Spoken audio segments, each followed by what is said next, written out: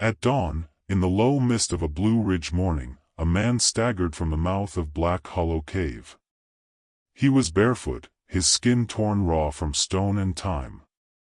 Mud clung to him in uneven streaks, drying like paint across his face and chest.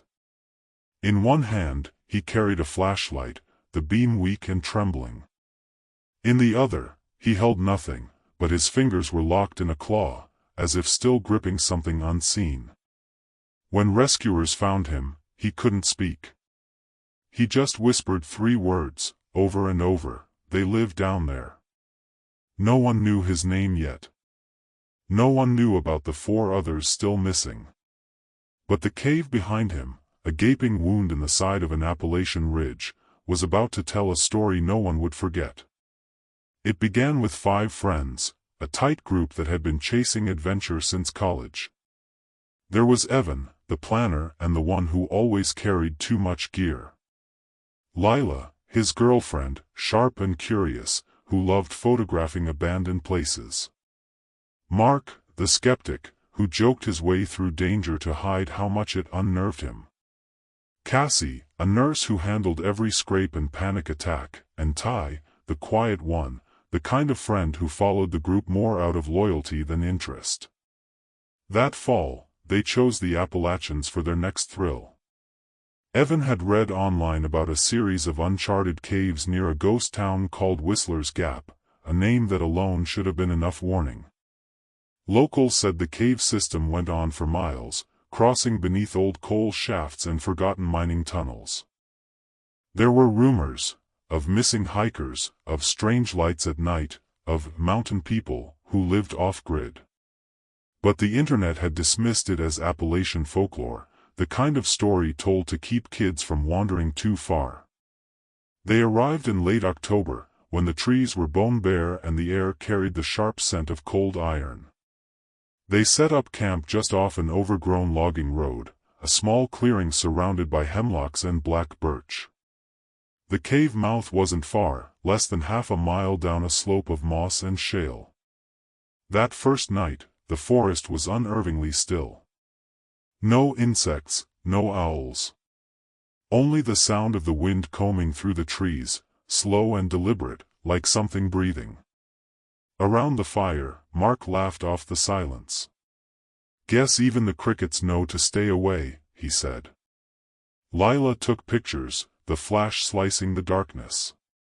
For a moment, the white light caught something in the tree-line, the suggestion of movement, a pale figure retreating behind bark. "Did you see that?" she whispered. But when they looked again, nothing. Just shadows. Later that night, while everyone slept, Ty woke to the sound of snapping twigs. He unzipped his tent slowly.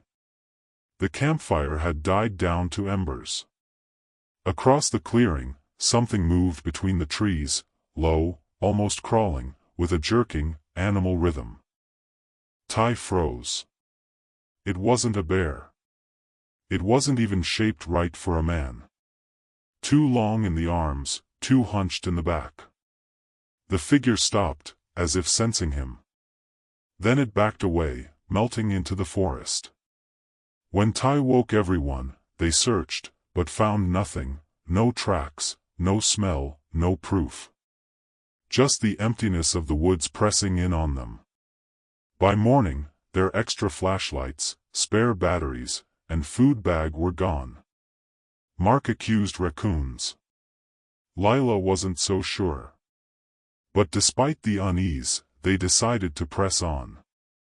They'd come too far to turn back over missing gear. The entrance to Black Hollow was a slit in the limestone, narrow enough that they had to crawl for the first 20 feet. Inside, the air changed instantly, cold, damp, and heavy with the smell of minerals and rot. Their headlamps cut cones of light through the darkness, illuminating dripping rock and pools of still water that reflected nothing. Evan marked their path with bright orange rope and chalk arrows, his voice echoing in steady bursts. "Left fork, then down, follow the air current. That's how we'll find a bigger chamber." But after hours of crawling, squeezing, and climbing, the map he'd downloaded no longer matched the terrain. Passages branched where none should have.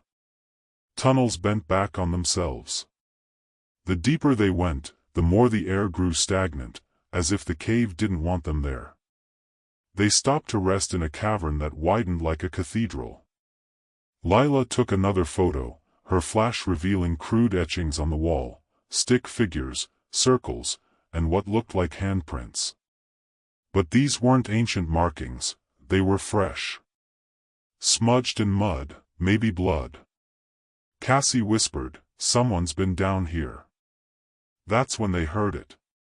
A sound too deliberate to be the cave, the slow scrape of stone against stone. Then, footsteps. Close.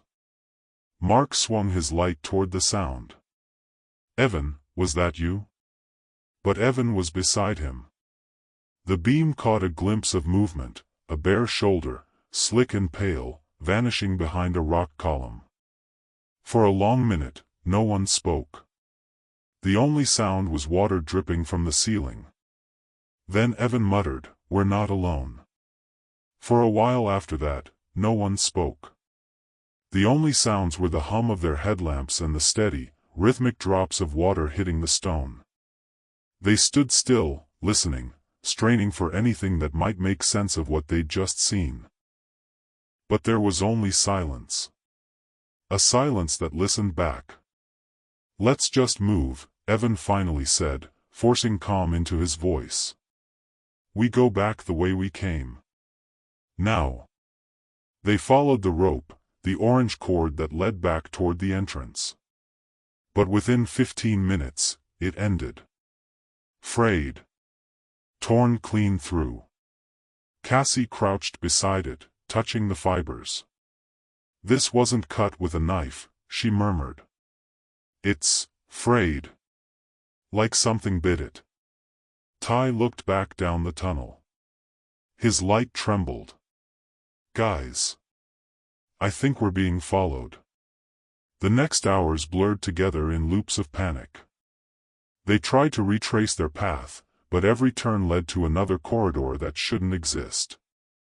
Sometimes, they swore they heard footsteps behind them, other times, whispers that carried their own names.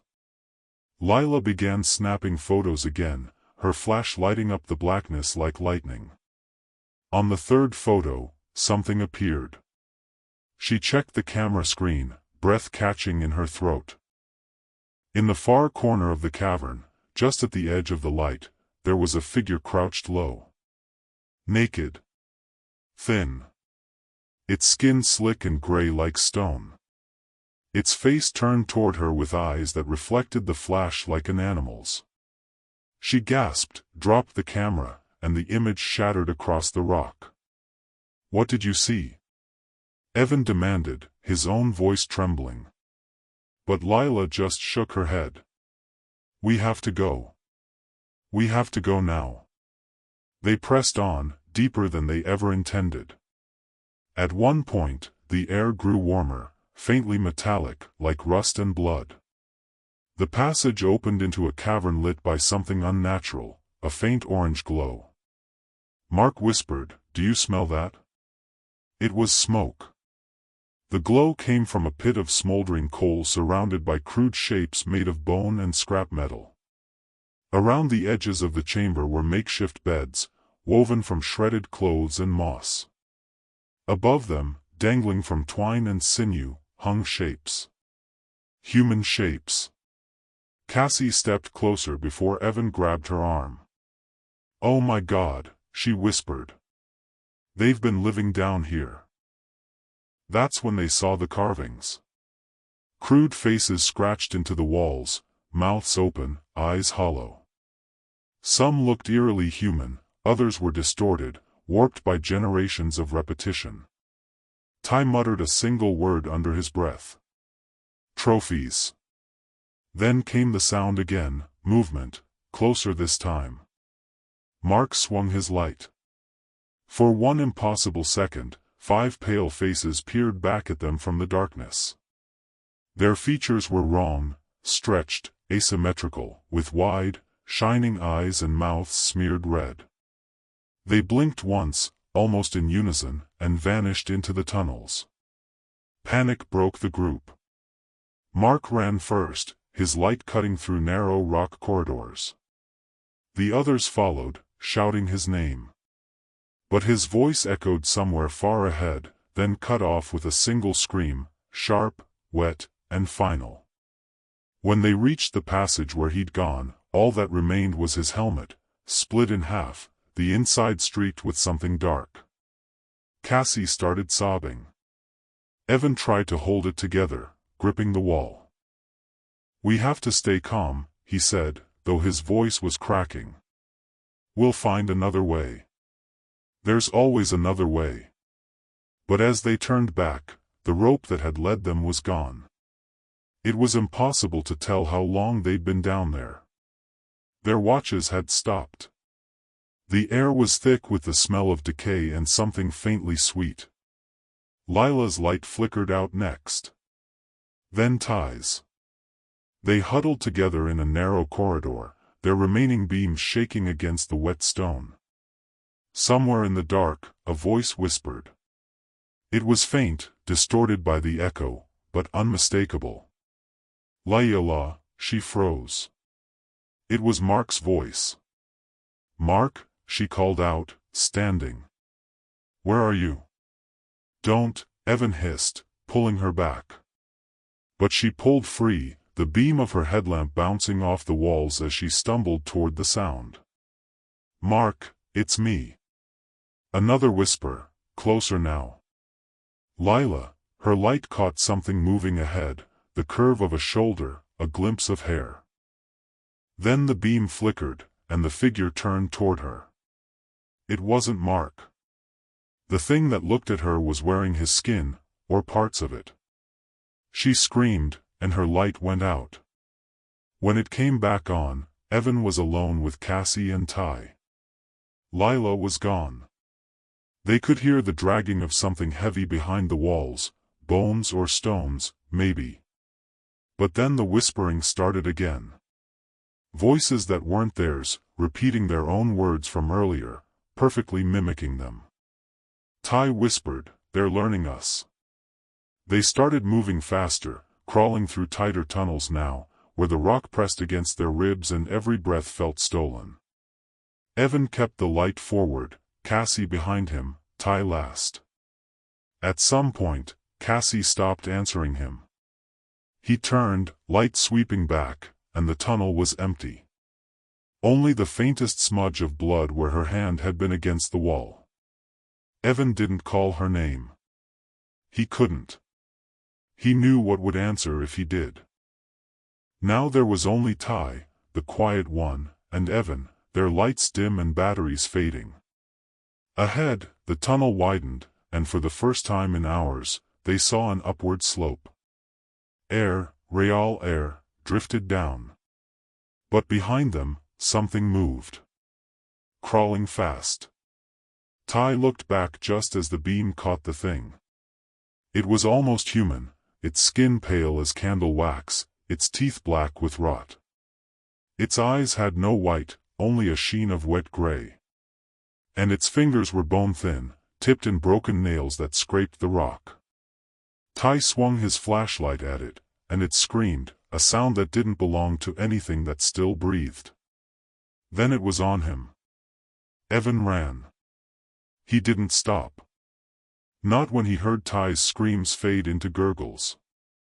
Not when he saw more shapes emerging from side tunnels, crawling like spiders along the walls.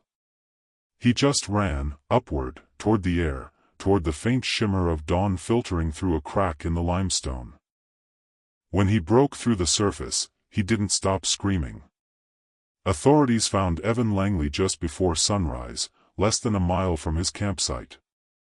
He was dehydrated, injured, and covered in blood that wasn't entirely his own. When they questioned him, his story was fragmented, filled with gaps and hallucinations. He spoke of people living in the dark, of voices that mimicked, of faces that shouldn't exist. Search teams entered Black Hollow Cave for 3 days straight. They found no bodies, no signs of the others.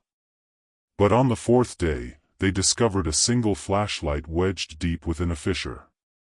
It still worked. When they turned it on, there were handprints on the inside of the lens, small, smeared, as if someone had been pressing to get out. They were not born monsters. No one ever is. What lives in the Appalachian caves began as people, flesh and blood, frightened and desperate, long before the darkness reshaped them. Long before they began to hunger for more than just food. It started nearly a century ago, when the mines were still open, and the mountain towns still had life in them. There was a collapse one winter, the kind of cave-in that swallows light, air, and sound all at once. Dozens of miners were trapped beneath the earth, the tunnels sealed by tons of rock. Rescuers dug for weeks, but the mountain never gave them back. Not alive, anyway. Those men, they survived for a time. Some said they found a network of natural caverns that the miners had broken into. Underground rivers, strange fungi glowing faintly in the dark, blind fish swimming in ink-black pools. They survived on that at first, fish, roots, and the last scraps from their lunch pails. But the darkness has a way of unmaking a person. Weeks turned to months. Their skin paled. Their eyes dulled. Their words grew fewer, then vanished altogether. When the first rescue team finally reached a pocket of that system months later, they found only the bones of some, and the footprints of others. Human, but not quite. Generations passed. The surface forgot them. But below, in that endless dark, a colony formed, a society without light or law. The miners' descendants bred in the black, their senses warping, their minds reshaped by hunger and isolation. Their skin bleached to the color of the limestone. Their eyes milky and wide, better suited for seeing what little light filtered through the cracks of the world. They learned to move without sound, to hunt by vibration, to build dens from bone and rusted metal scavenged from long-forgotten expeditions. And sometimes, when the sound of footsteps echoed down from above, they came to the surface. At first, they dragged travelers below to eat them. Meat was meat. But as their numbers grew, a darker instinct took root, survival of the colony. They began taking captives, forcing them to breed, breaking them until the surface world was a dream too distant to remember. To the world above, people simply vanished in the Appalachians, campers, hikers, even search and rescue teams. The missing became statistics. But in the depths of that ancient mountain, their screams never stopped echoing. And now, as the last of our friends wandered deeper into the cavern maze, one thing had become certain: the colony had heard them coming.